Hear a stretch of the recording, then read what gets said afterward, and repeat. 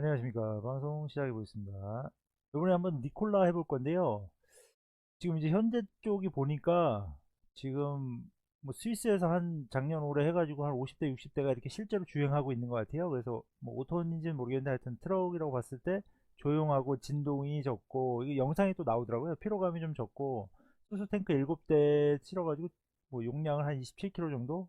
그래서 여기 좀 틀릴 수도 있습니다. 화물 풀 장착 시에는 한 400km까지 주행 가능하다.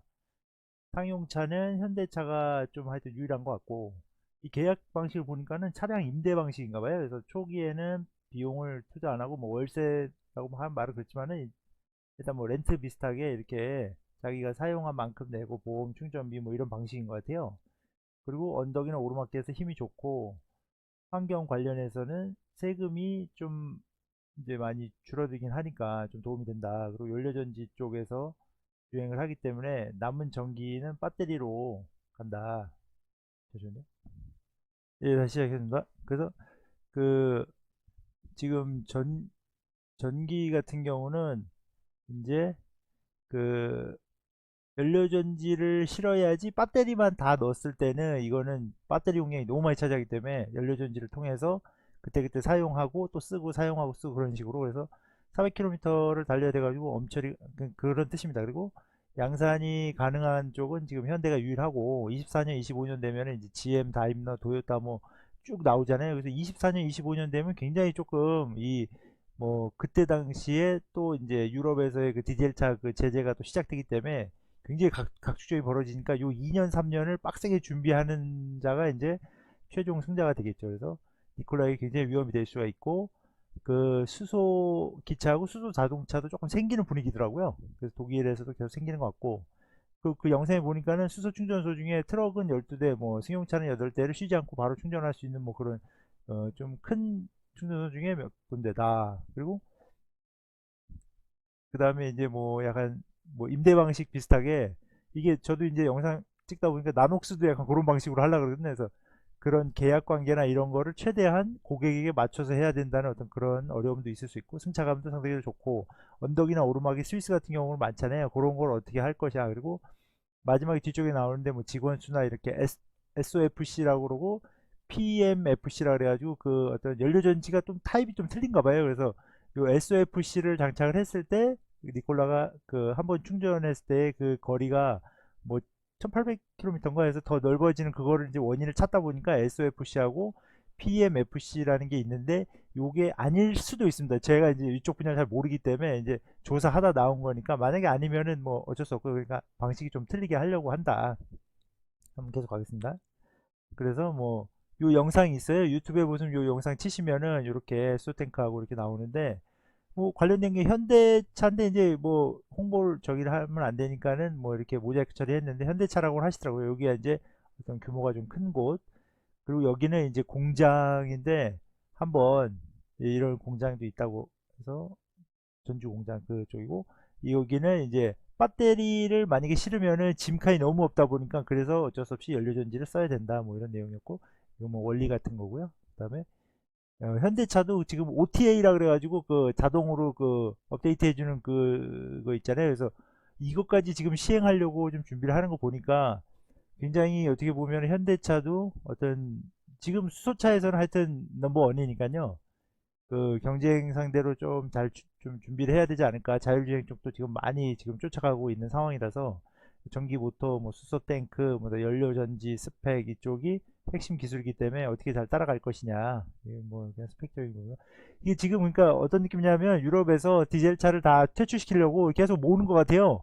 빨리 나가라고, 빨리 가. 그래서 왜 이렇게 몰아서 이렇게 들어가면 빨리 들어갈 수 있다고 해서 양몰이 그런 느낌처럼 계속 연도별로 계속, 그러니까 2025년도 되면 차들도 왕창 나오지만 그때에 맞춰서 이거 퇴출 시기도 최대한 저기 하려는 거 아닌가. 그래서 뭐 디젤은 요게 또 NOx 요게 또 좀 중요하다고 하더라고요. 그래서 요런 게 용어나 이런 건 잘 모르겠는데, 그러니까 단계별로 계속 줄여 나가는 거죠. 아예 퇴출시켜 버리는 거죠. 그래서 뭐 판매 중단하려는 그런 차들도 있고 뭐 이런 것도 있는데, 이제 잘 이해가 안 되니까 이런 게 있다고만 아시면 될 것 같고, 이 엔진들도 지금 어떤 성능 저걸 위해서 그 벤츠도 좀 많이 좀 문제가 있었잖아요. 그 배기가스 조작하고 하는 것 때문에. 그래서 니콜라하고 배터리를 장기 계약했다. 전기차 쪽 관련된 것 같고요.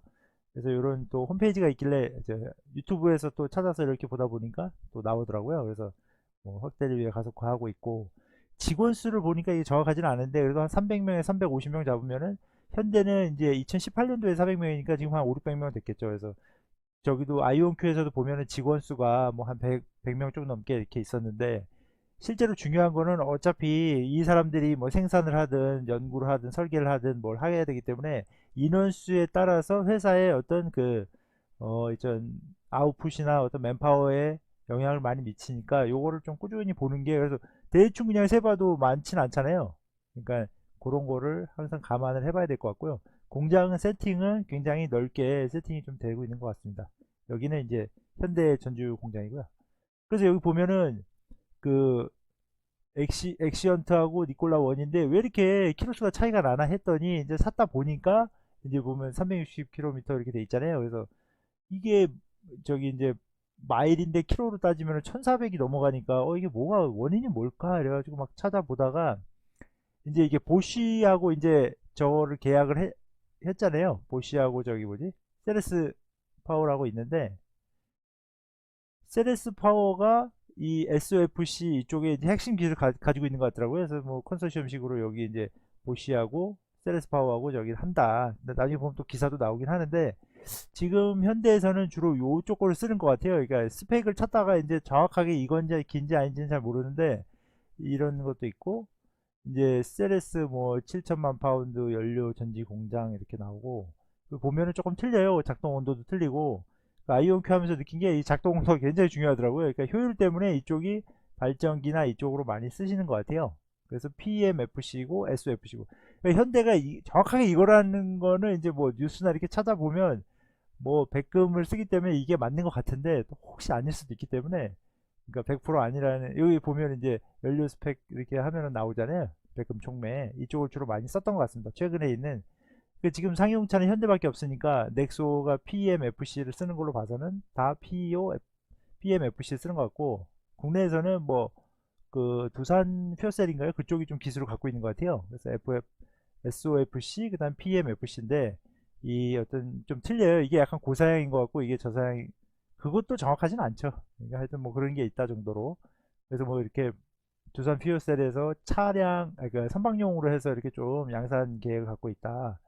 그리고 여기 보면 세레스 파워가 있고 두산 퓨어셀 있잖아요. 그러니까 얘네가 어차피 만들어서 그거를 납품하는 형태인데, 이거를 지금 현재는 그러니까 제 추정으로는 이게 현대에서 쓰는 것 같고 여기가 이제 니콜라에서 쓸 예정이라 이렇게 하기 때문에 실제로 키로수가 차이가 많이 나는 것 같아요. 같은 킬로그램하고 같은 중량을 가지고 있을 때 실제로 여기가 효율이 좋다고 하니까 키로수가 더 많이 나오지 않을까, 그냥 추정으로 한 거고요. 그래서 여기 보면은 보시아가 이제 세레스 파워가 하기 때문에 요 SOFC를 가지고 이제 연료전지를 묶어가지고 이제 뭐 이렇게 뭐 해보겠다. 수소 트럭 개발 현장에 여기 기사하고 이렇게 있다 보니까, 아 이렇게 준비하고 있는 게 아닐까. 효율은 60%인데 10가지 하면은 한 85%까지 쓸 수 있다 해서.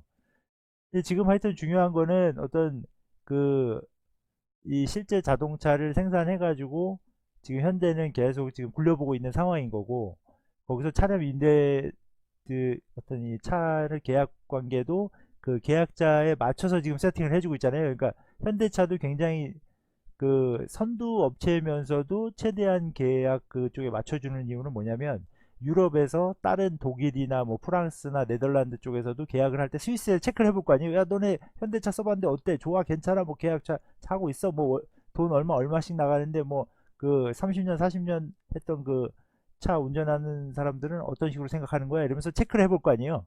그 무슨 평판 조회를 하잖아요. 그때를 대비해서 현대가 최대한 맞춰서 세팅을 해서 들어간 게 아닌가.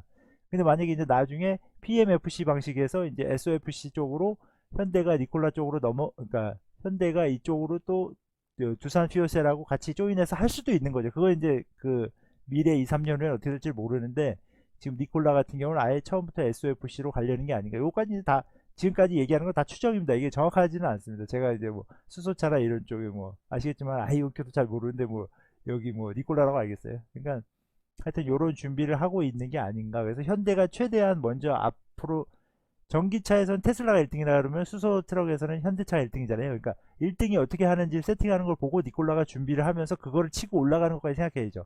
OTC라는 그런 어떤 OT 까먹었네 이거. 하여튼 그 어떤 그 업데이트하는 그 프로그램도 마찬가지고 자율주행도 마찬가지고 항상 세팅을 할 때는 테슬라를 넘어설 수 있는 어떤 준비를 해야 되니까 리비안이나 그 루시드 같은 경우는 지금 시총도 굉장히 높아졌잖아요. 그러니까는 그 테슬라 정도는 따라갈 수 있겠다 싶으니까 시총도 올라가면서 사람들이 기대감이 올라가니까 현대를 그냥 뒤집어 엎을 수 있는 거는 어떻게 보면은 PMFC 방식으로 해서 이제 SOFC로 가는 것도 중요하긴 한데 양산차가 밑으로 유럽에서 스위스 같은 경우는 또 이제 언덕이나 오르막길도 힘이 좋게 준비를 해야 된다고 하니까 최대한 현대가 준비한 것만큼은 세팅을 하면서 그 다음에 그러니까 신입사원이 어떻게 보면은 대기업을 다 이렇게 들어가서 어떻게 보면 성공 케이스잖아요. 성공 케이스를 보고 다음 이제 후발주자들은 요걸 맞춰서 이제 퍼스트 무버가 넘어갔으니까는 패스트 팔로우라 그래가지고 뒤에 있는 사람이 잘 체크해서 또 넘어가면은 또 올라갈 수도 있는 거고요. 니콜라가 지금 굉장히 요즘 주가가 많이 빠지고 있는데 찾다 보니까 또 이런 게 있어가지고 한번 말씀드려봅니다. 이상입니다.